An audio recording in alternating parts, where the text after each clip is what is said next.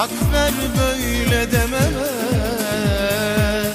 Bırak bu çocukluğu, pişman etme sevme. Biraz da anla beni, hak ver böyle dememe. Bırak bu çocukluğu, pişman etme sevme. Büyümeyen bebeksin, niye alışmışsın?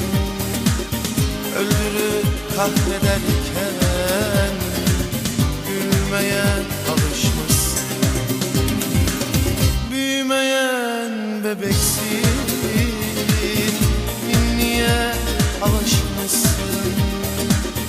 Öldürüp kahrederken gülmeye alışmışsın.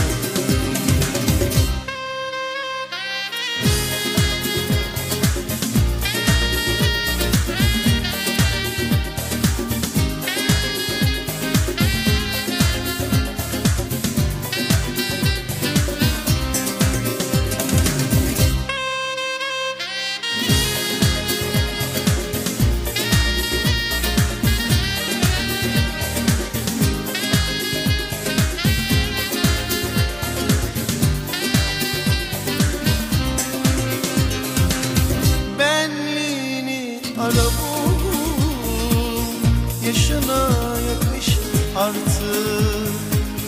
Uğrunda yandı bir kul, gerçeğe alış artık.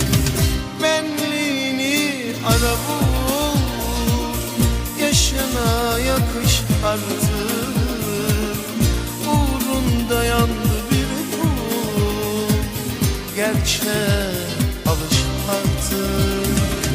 Büyümeyen bebeksin, niye alışmışsın?